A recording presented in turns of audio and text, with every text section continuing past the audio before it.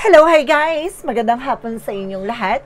This is Chin Rodriguez from Masagari Channel, a faith healer, also matter reader. So ngayong hapon na to, tingnan na nagsabihin sa iyo ng ating mga gabay. So this is a weekly gabay for the month of November 18 hanggang November 25 for the sign of Aries. So Aries, welcome to my channel. Ano kayong messages, advices ng spirit guides ang ating masasaga for today's video? Kanino kayang energy o kaganapan sa buhay ng mga Aries signs ang ating mga hagilap? So guys, this reading is a general reading lamang, hindi lahat makaka-resonate, kunin lamang po ang makaka-relate sa inyo. And comment down below kung kaninong energy ang ating nasagot. Because don't forget to like and subscribe my channel and i-notification bell for more videos updates. Maraming salamat po sa mga walang sawang pagsuporta sa aking channel, lalo-lalo na ang hindi nag-i-skip ng ads na way pagpalain kayo ng Diyos at Megapal. Siksik liglig, nag-uumapaw na biyayang manong-balik sa inyo. So let's see guys, what is the messages, advice sa iyo ng ating angel spirit for the sign of Aries. So let's see and watch this. Ano kaya kaganapan sa buhay ng mga Aries signs ang ating mga hagilap? So ito na, tunghayan na natin at bubulabugin natin yung eksena nyo. Angel spirit, please give me information po.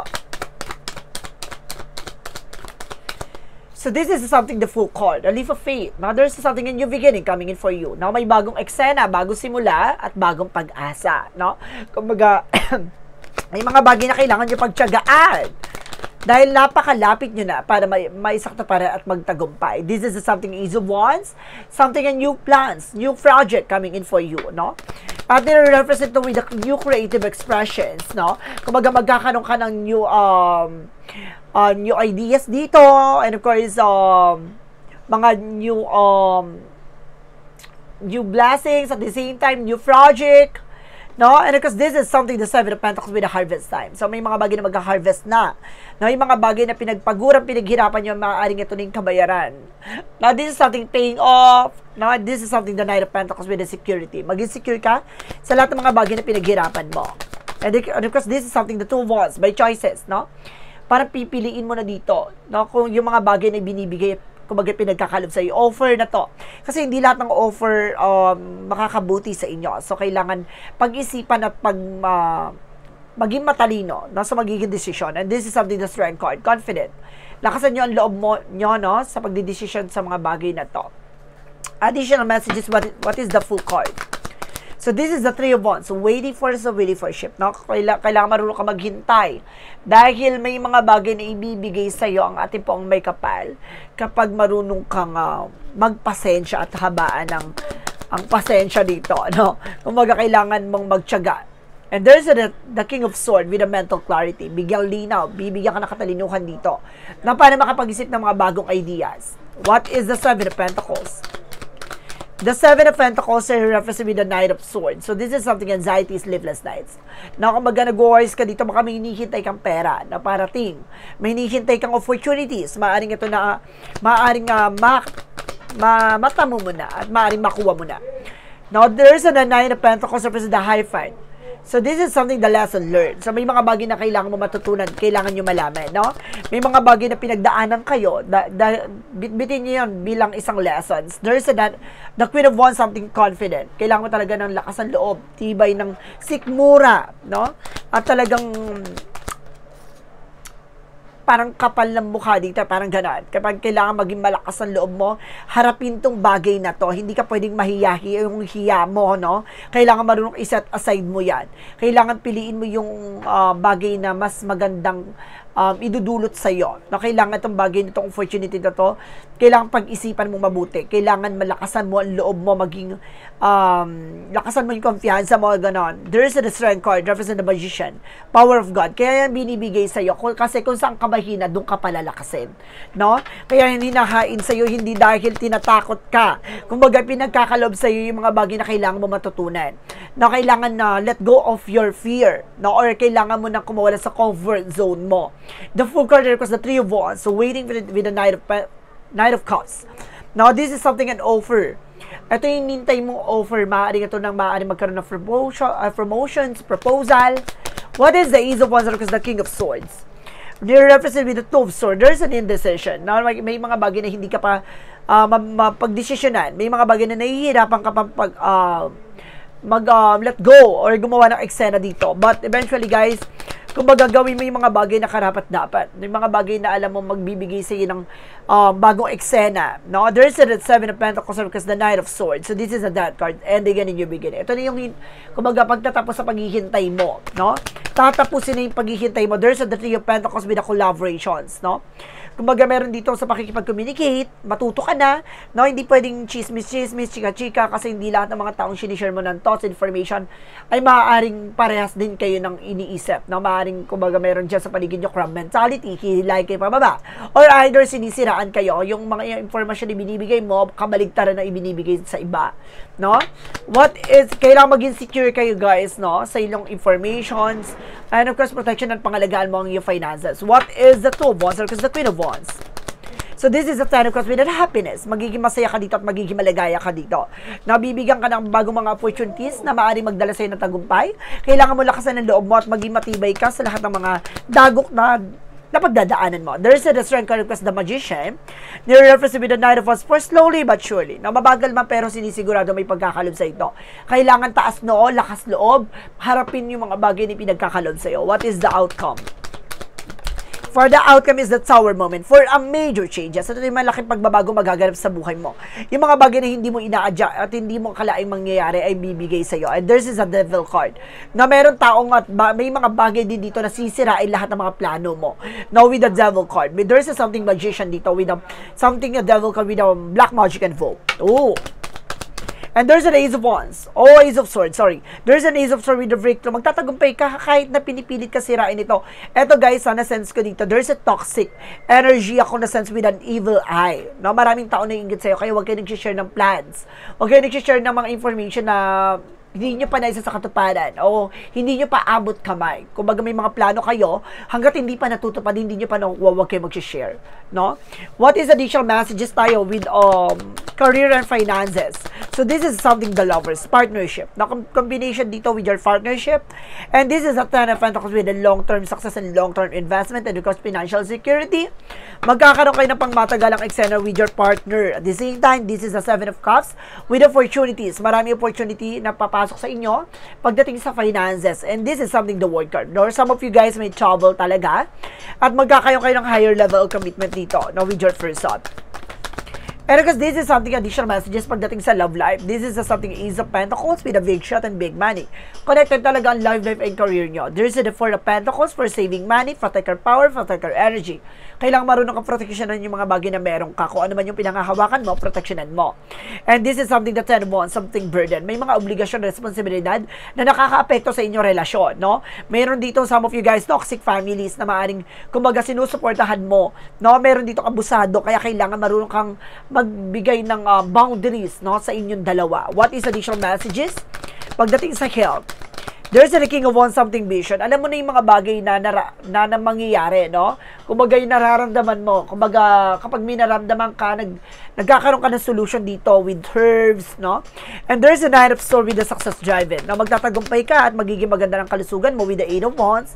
Magiging maganda na ang kalagayan mo at pakiramdam mo dito.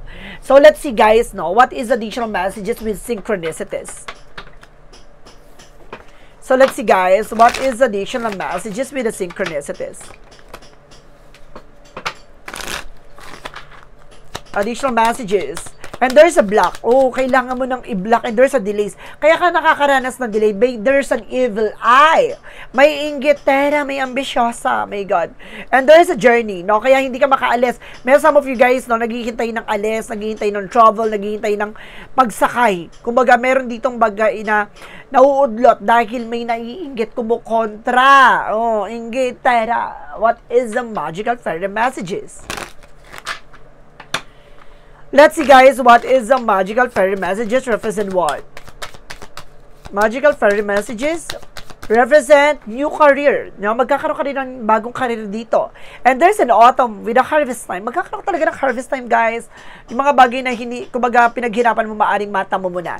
And this is affirmation. Now, kumbaga, maging positibo ka lang sa lahat ng eksena. Positive thought create a positive result, no?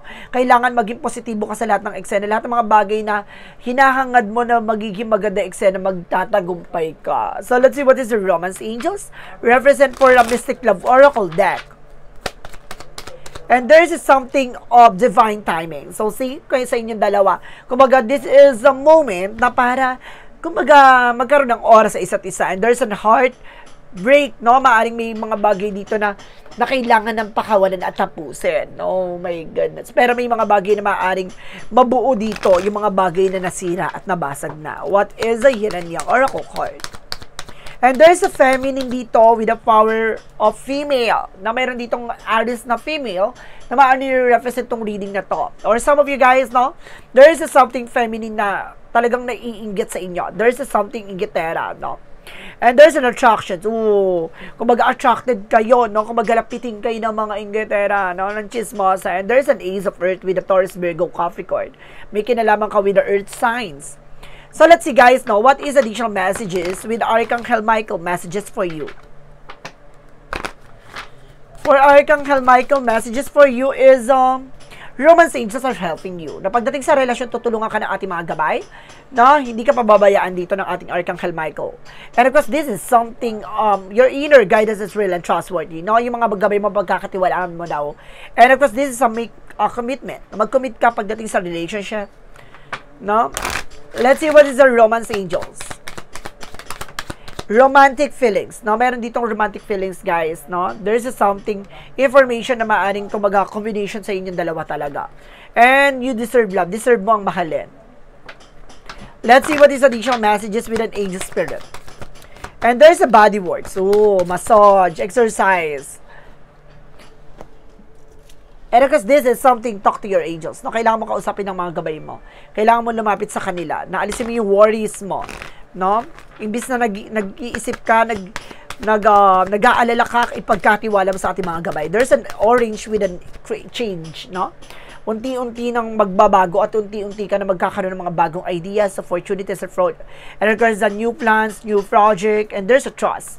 So, kailangan nyo magtiwala. So, let's see. What is the additional messages with this energy? What is this energy? Represent what? Okay, one more card please. Okay, so this is something attachment. So, mag-ingat ka sa mga nilalapitan mo dahil may nagbabalat kayo. May maskara dito. May impostor. And there's a mirror. There's a magician in the mirror. No? Ibig sabihin, there's a something manifestation and reflections. Kung naman yung mga bagay na ginagawa mo, mag-reflect sa'yo. Kaya mag-ingat ka sa mga bagay na gagawin mo. Lahat ng mga bagay na sasabihin mo. Kasi may mga plano ka na gusto mo tuparin, gusto mo maisakatuparan, pero may mga hahad lang. Kaya huwag ka nag-share ng mga plano at of course, information na alam mong sisirain nila ang plano mo. And this is something, rest and rejuvenate. No? Kailangan mo ng pahinga. Unwind. What is additional messages with the Monsology?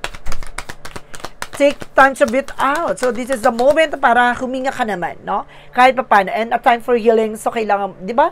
This is the moment para hilumin na at magpagaling sa anumang uri ng karamdaman. And a time to give rather than take. Mas maganda ikaw yung nagbibigay ng oras at panahon kaysa ikaw yung humihingi, no? What is the chakra messages? Completion. Wow. Kumaga, wag mong hayaan mahuli ang lahat. Gawan mo ng action. No? May mga taong nanggugulo sa'yo. Kumbaga may mga taong gumagawa ng eksena sa iyo. And there's an abundance, no? Kumbaga nakikita nila na magtatagumpay ka kasi sila iniisip nila puro bisyo, puro luho, no? Instead na tuparin yung mga gusto nilang mangyari, sisirain nila yung mga plano mo. What is additional messages? And there's na courage, no? Ini-encourage ka dito na kailangan mo maging malakas, maging matibay. Gawin mong inspirasyon yung mga tao sa paligid mo para magtagumpay. And this is something I regret. Now, there's something disappointment or something na hindi mo na mababalik yung nakaraan. Kaya, kumbaga, may mga bagay talaga na panghihinayangan mo. Pero it's an opportunity to appreciate things, no? And like sinasabi dito with the loneliness, hindi ka nag-iisa. May mga gabay na tumutulong sa'yo. Additional messages with an angel's answer. Angel's answer represent what? You're ready. Oh, maghanda ka na. No, maghanda ka na. And because this is something, listen to your intuition. Makinig ka sa intuition and gut feeling mo. There's something vision din na ibibigay sa ating mga gabay. Baka sa panaginip, sa angel's number. And this is not the right time. May mga bagay na hindi pa napapanahon. Basta maghanda ka lang. Kasi may mga bagay dyan na bigla ka na lang, di ba? Susubukan ng eksena. For Archangel Raphael messages, forgiveness heals. So, kailangan mo ng kapatawaran dito. Hindi para sa kanila, para sa sarili mo. Kasi hindi yan hihilom, no? Bibit-bitin mo yan, magsisilbing bagahe yan sa'yo. Bibigat ang sitwasyon mo, bibigat ang kalooban mo kapag hindi mo pinakawalan yan. For Jesus, divine healer. So see, nandito ang ating Panginoon para hilumin, pagalingin, kung ano man yung mga karanasan, pinagdaanan mo. Additional messages. So this is a lifting the veil. So this is something, a line must go, no? Ibig sabihin, may mga bagay na hindi pa napapanahon. So, may mga bagay na hindi pa para sa'yo. Na kung may mga katanungan ka na bakit hindi binibigay sa'yo, kumbaga, it's a God purpose. And of course, this is something, wait, marunong ka maghintay dahil may mga bagay na ibibigay sa'yo. Kung ito'y para sa'yo, it's not yet time. So, what is additional messages for Jesus' loving quote said?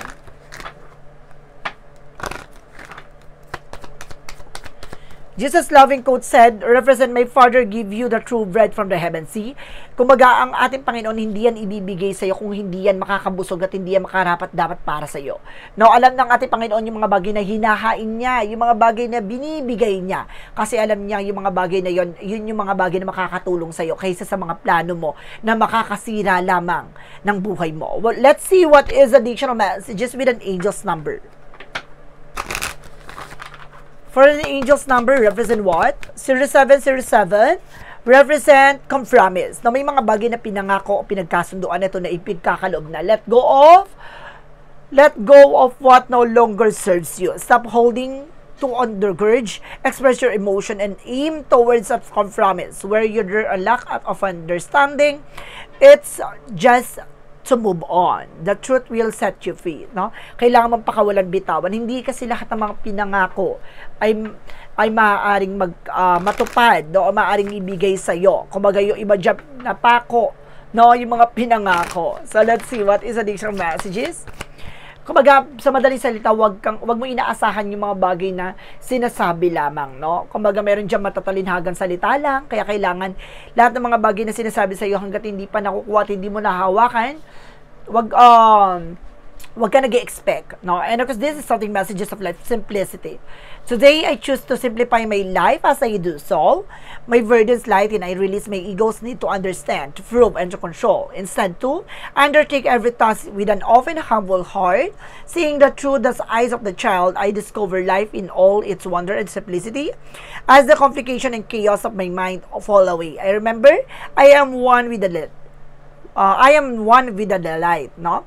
So, ibig sabihin dito, kumaga, yung simplicity, no? Ibig sabihin, mas maganda yung simple ka lang, yung buhay na gusto mo, no? Kailangan na maging tahimik ka lang, hindi kailangan bulgaran. Kasi may mga tao sa paligid mo na hindi mo alam yung intention nila, or kumbaga may mga tao sa paligid mo na naiinggit pala sa lahat na nangyayari sa'yo, kilos at galaw mo, lahat ng mga bagay na nangyayari at nakakamit mo ay hindi lahat ng mga bagay na, o tao sa sitwasyon mo ay nakangiti at sinusuportahan ka. Yung iba dyan saksak sa likod, no, na kumbaga tinatraidor ka. No, at yung iba dyan humihiling para hindi ka maging matagumpay. So guys, this is a weekly gabay for the month of November 18 hanggang November 25 for the sign of Aries. So Aries, maraming salamat for this wonderful reading. So once again, this reading is a general reading lamang, hindi lahat makaka-resonate, kundi lamang pa makaka-relate sa inyo. And comment down below kung kaninong energy ang ating nasagap. And of course, don't forget to like and subscribe my channel and hit notification bell for more videos update. Kasi maraming salamat po sa mga walang sawang pagsuporta sa aking channel, lalo na ang hindi nag-i-skip ng ads na way pagpalain kayo ng Diyos at may kapalisiksik, liglig na gumapong na biyayang manabalik sa inyo. At maraming salamat po and see you in the next video. Bye-bye! And babush!